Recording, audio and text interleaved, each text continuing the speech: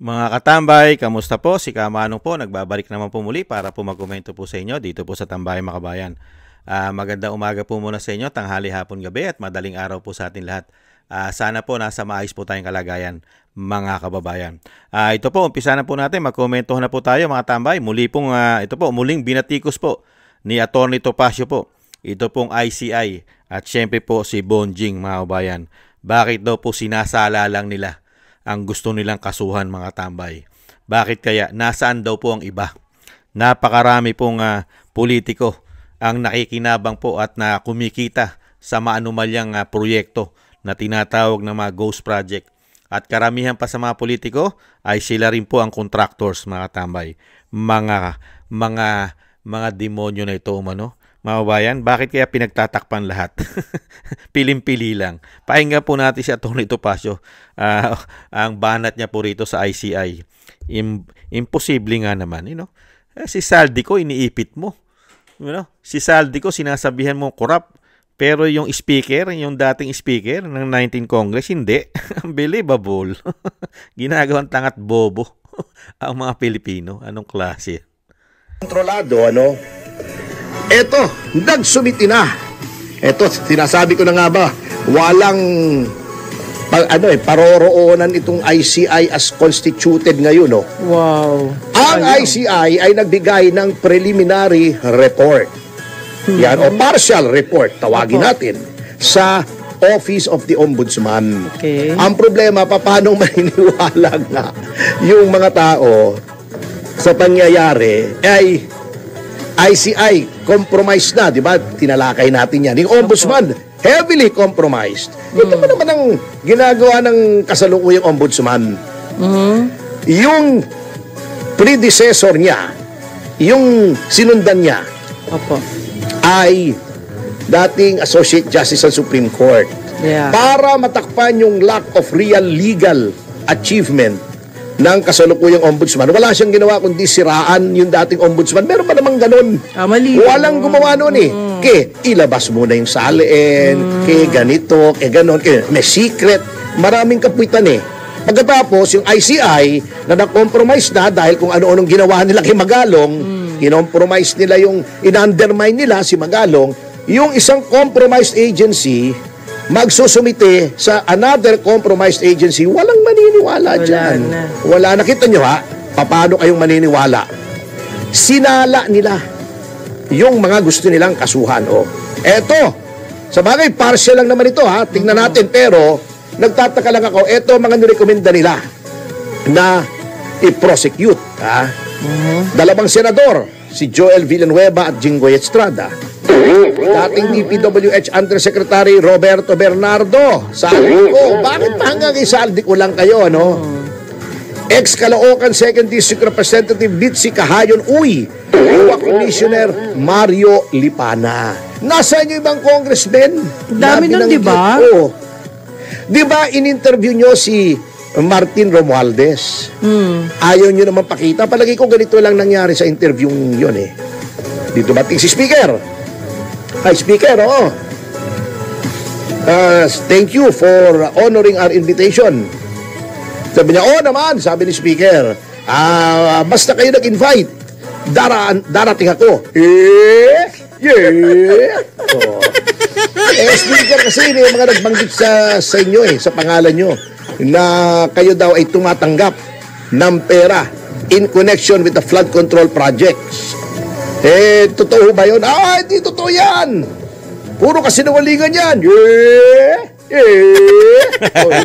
Ganun ba? Sige, thank you po kita nyo, sabi sa inyo, walang kasalanan si Speaker di ba? Hindi, ganun na. Bakit? Parang na-imagine mo. Sige, thank you, Speaker. Walang anuman. Ganon. Ganun na nangyari noon. Sayang diba? naman yung budget ng ICI. Kasi, while independent ang ICI, ang independence niya ay sa influensya ng ibang tao as to the conclusion. Ayun. Hindi yung ebidensya.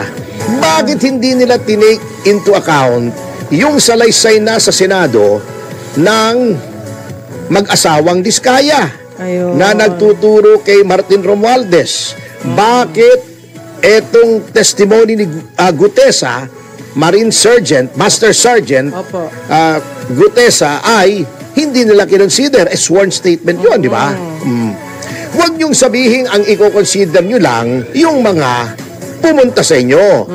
Kasi holistic po dapat ang approach niyo, di ba? Ayun. Hindi porket hindi humarap sa inyo, hindi niyo na i-consider. Opo. Kasi huwag niyong sabihin self-contained kayo kasi pagkatapos pumunta rin kayo sa ombudsman. O, si Dison, siya yung pinag-iimbestiga nyo, di ba? O, laging panay ang press release, nare-report pa nga rito. Si Dison nag-imbestiga ng ganito, si Dison nag-imbestiga ng ganito. I'm talking about Secretary Vince Dison na alter ego ng Pangulo. O, di ba? O, hindi nyo kinoconsider yung ibang ebidensya. Yun. Pagkatapos, eto pa, natatawa ako, ano? Etong si Gutesa, di sinabi ni Senator Lacson, Opo. sinabi rin noong mga ibang mga tagapagsalita ng iba't ibang ahensya. Yes. Tapos na yung investigasyon at ang nangyari ay ayon doon sa notaryo, falsipikado daw yung kanyang pirma. Na naman. Sabi naman ng iba, sabi naman ni Senator Marcoleta, baka naman na-pressure lang. Bakit pa ulit-ulit yon samantalang irrelevant na po iyon na issue? Sapagkat, kay falsipikado, kay hindi yon, the fact remains that very same statement na nagtuturo kay Speaker Romualdez na siya ay tumanggap ng mali-malitang salapi ay sinumpaan Ayun. sa harap ng Senate Blue Ribbon Committee. Committee, At hindi lang sinumpaan, Opo. siya ay na-interpellate pa ng mga senador. Ala. Mas mataas po ang antas ng statement na yon sapagkat siya ay na-interpellate o kumbaga sa korte by analogy, siya ay na-subject sa cross-examination kesa sa isang affidavit na ex parte po lamang. Anong ibig sabihin ng ex parte? Siya lang ang nagsasabi noon, siya lang nagsasalaysay. Hindi ko sinasabing ang lahat ng affidavit ay walang katuturan. Meron po. All notarized documents are entitled to full faith and credit upon their respective faces. Ibig sabihin, prima facie, yan ay totoo. Sinumpaan yan eh. Okay. Ngunit, kung ibabatay natin sa antas ng bigat ng ebidensya, mas mabigat yung sa Senado. Sapagkat, humarap siya personally, mga senador ang nagtanong sa kanya, ang pinagsumpaan niya ay yung committee secretary, yung Blue Ribbon Committee, COMSEC, ang kanyang pinanumpaan. Bakit hindi kinonsider? Bakit walang kinonsider na mga testimonya na nagtuturo sa speaker? So, okay na ba yun? The Justice Andres Reyes? Lusot na ba? Iyan ang sinasabi ng mga tao. Kaya kanina kung mga kinig doon sa napakagandang interview ni Boss Dennis Antenor doon sa isang ekonomista. Kaya ganyan ang piso, tatama na ng 60. At sa black market nga daw talo na talaga. 60 na walang kumpiyansa. Bakit? Dahil naaamoy-amoy na yata ng mga tao na walang manyanyari. Ayan na. Di ba? Sinasala na. Yun lang. Bakit doon lang tumigil? Ang daming mga lumalabas sa Batangas, yung kay Congressman Luistro, yung kalye, di ba? Na nagigiba na. Na after mag-release ng 100,000,000 piso, wala pa rin kalye, lupa pa rin, at yung lupa ay parang naguguho na. Ano naman nangyayari? Di ba? Ang dami, di ba? 13 ba? Yes. Na congressmen. 14 yun. 14 pa pala. Bakit hindi napasama? Although, tingnan pa rin natin, kasi wala naman tayong choice kundi tingnan natin. Tingnan natin. Partial report pa lang naman ito, ay tingnan natin kung anong gagawin both ng ICI at ng Ombudsman na alam naman natin ay pinilit lang na maging ombudsman at walang ginawa kundi unang-una binanatan si VP Sara. Ang dami-daming dapat imbestigahan. Binanatan yung pinalitan niya na Opo. Associate Justice. Opo. Bumanat ng bumanat na pinasususpinde si Joel Villanueva. Alam na nating target ng administrasyon na ito, si Joel Villanueva, si Senator Joel Villanueva. O pinasususpinde, napahiya naman, hindi kasi nag-aral. O yung Farmally, baka nakalimutan na daw. Paano nakalimutan na? Nasa hukuman. Ha? Paano? Walang ginawa kundi magpa-presscon. Gusto niyang nakikita sa camera. Napapanood niya yung mukha niya sa YouTube. Yung ba yun? Yan po mga tambay. Yan lang po daw ang gusto ni Boying na makikita yung mukha niya sa presscon, sa media at sa YouTube. Yan po mga tambay. Yan po ang nangyayari po sa ating bansa. Mga kabayan, pinipili lang po at sinasala lang nila ang gusto nilang kasuhan. Pero umaasa pa naman po si Atty. Topacio dahil partial pa lang naman. Tingnan po natin. Wala naman po mawawala. Kung sa susunod na batch at sa mga darating na batch ay maisasama na po nila ang mga totoo at mga tunay na nagkapera ng isang damukal na pera po galing sa ating buwis, mga kabayan. Lalong-lalo po ang sinasabi pong speaker ng 19 Congress, mga kababayan. At pinagtataka rin po natin, di ba lagi po natin sinasabi, bakit ayaw nilang kuning state witness si Master Sergeant Gutesa at ang pamilya, ang mag-asawang Diskaya? Hindi po ba?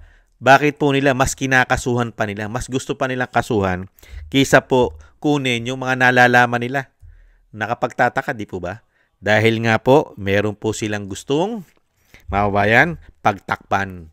At syempre, hindi masama sa kakasuhan. Hindi po ba? Kaya nga po nagkandaleche-leche po ang ating bansa. Pati po ang ating ekonomiya ay hindi na po pinagkakatiwalaan ng ating bansa ng mga malalaking investor, mga kababayan, dahil po sa politika at korupsyon. At lalong-lalo ang ginawa nila kay dating Pangulong Duterte na walang due process dahil nga po sanay na sanay po sila sa bend the law at break the law. Hindi po ba? Kaya nga po, ano po sabi ni Atty. Topacio?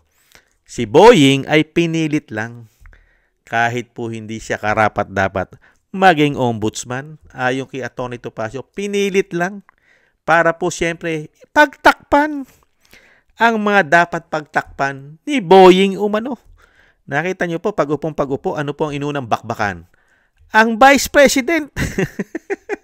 Hindi po ba? At yung sinasabing kritiko ng binagoong Pilipinas. At sinabi rin po na talagang babakbakan po. Sino po? Binabakbakan. Yan, yung dalawang senador. Si Jinggoy at si Villanueva. At syempre, sinasama na rin po nila si Escudero. Di po ba? At syempre, si Bato at si Bongo. Tinitira na po nila lahat yan. Halos, hindi po ba? Nakita nyo po. At binuksan po ang Farmally. Samantala yung Farmally ay nasa korte po. Hindi po ba? Napakatindi po. Kasi nga hindi raw po kasi nag-aaral. Hindi pinag-aaralan. Lagi lang po nasa media na hindi naman po trabaho ng ombudsman na lagi ka nagpapa-interview sa mainstream media at sa social media. Hindi po ba? Kaya po mga tambay, diyan po natin masusubok yung sinasabi nga po, sa pangalan lang po, independent ang ICI. Independent lang po sila sa pangalan. Pero sa realidad, hindi po sila independent, mga kabayan. Meron po silang, favoritism. At meron pong pinoproteksyonan. At syempre, kailangan po nilang gumamit ng, pangsala. Dahil sinasala po nila sasalain nila ng salansala yung gusto lang po nila daw kasuhan, mga kababayan. Kaya po umaasa pa naman po si Atty. Topacio. Tingnan po natin. Pero tayo naman po, mga kababayan, dahil alam din naman po ni Atty. Topacio, hindi naman po bobo, tangat, gago si Atty. Topacio. Alam naman niya ang pasikot-sikot na ginagawa po nila na pag-iimbestiga. Alam naman po natin pare-parehas na itong investigasyon na ito ay wala naman pong patutunguhan ito. Para lang po ito sa mga kalaban nila sa politika at syempre sa mga pababagsakin nila para po ang kapangyarihan, power ay hindi na mawala sa kanila. Hindi po ba? Pero hindi naman po papayag dyan ang matitinong politiko. Never pumayag po ang matitinong Pilipino. At yung matitinong politiko, hindi rin po papayag dyan sa ginagawa nila, mga kababayan. At syempre po, ang napakatatalino ng Pilipino ngayon. Ang matatalino at matitinong Pilipino ay mga kalaban na po ng mga demonyong yan umano, mga kababayan. Syempre, bakit natin papayagan ang mga tao na yan? Wala namang ginawa sa atin yan kundi magnakaw na magnakaw at mamulitika. At grabe ang ginawa po nila sa atin pag pinahirapan po tayo na husto ng mga taong yan. Lalo-lalo nung pumasok po ang binagawang Pilipinas. Di ba? Dinala tayo sa kahirapan, baon sa utang, at inilubog pa tayo na inilubog sa baha. At binigyan tayo ng binigyan na napakatataas na bilihin. Mga kababayan, grabe ang binigay sa atin yan. At pati ang ating mga magsasaka, pinahirapan nila ng pinahirapan ang ating magsasaka. Di ba? Yung palay, di ba? Singit lang po natin, idagdag natin. Ano po ginawa nila sa palay? Para lang sabihin na magbebenta sila ng 20 pesos na bigas, pero pinapatay nila ang ating mga magsasaka. Bibilin mo sa 6 pesos, 8 pesos, 10 pesos ang pinakamataas na palay. Mga kabayan, nakita nyo po mga kawalangyaan ng mga tao na yan para lang po mapagtakpan ang kanilang kapalpakan. Hindi po ba? At ang kanilang mga pangako na napako. Hindi po ba? Kaya po mga tambay, abang-abang lang po tayo. Kung itong mga tao na ito, katulad po ng ICI, at syempre po ang DPWH na sinasabi po ni Atty. Topacio, na ito po ay kontrolado naman ng Pangulo, ay nag-iimbestiga rin. Diba? Nag-iimbestiga po ang DPWH, pero after ego siya ng Pangulo. Kontrolado siya ng Pangulo. Hindi po ba? Mas maniniwala tayo sa investigasyon kung si Senator Marcoleta sa Senate ang mag-iimbestiga sa kanila. Hindi ba? Si Senator Marcoleta lang po ang makikita natin na parehas at walang pinoproteksyonan na investigasyon dyan. Dahil nakita po natin nung hawakan niya po ang Blue Ribbon Committee. Diba? Nung siya po ang chairman ng Blue Ribbon Committee, talagang gusto niyang matukoy talaga at mapangalanan ang malalaking isda. Hindi po ba? Pero ngayon, sino po nag-iimbestiga? DPWH, imbestiga ka ng imbestiga, pero kontrolado ka ng Pangulo, after ego ka ng Pangulo. Tapos yung ICI, ang bumuo rin ng ICI, ang Pangulo rin. Nakita niyo po mga katarantaduhan at kawalang hiyaan itong mga tao na ito umano. Ginigisa tayo sa sarili nating mantika. Pera ng taong bayan ang ginagastos, pero pinoproteksyonan ng mga sarili nila sa investigasyon umano. Hindi po ba mga walang hiya itong mga taong ito at nambubudol lang umano sa taong bayan? Hindi po ba? Maraming salamat po, Atty. Topacio. Talagang pinaglalaban nyo po ang ating bayan. Pinaglalaban nyo po ang ating bansa na hindi po ito pagharian ng mga demonyong politiko. Maraming salamat po, Atty. Topacio. At sana ay hindi po kayo bigyan ng problema ng administrasyon po ngayon at maingatan din kayo sa kapahamakan, Atty. Topacio. Dahil kailangan kailangan po ng bansa ang inyong katalinuhan at syempre ang inyo pong katalino sa batas ay kailangan po yan para po ma-expose ang mga katarantaduhan at kawalanghiyaan ng mga taong ito, lalong-lalo po sa paggamit po ng sinasabing bend the law at break the law, itong mga pulpul politiko po sa ating bansa. Thank you po, Atty. Topacio. At maraming salamat din po sa naagusto po natin Tambayang Makabayan sa YouTube at TikTok at sa ating mga subscribers. At sa mga nagbibigay po ng tulong, thank you po sa inyo mga kabayan.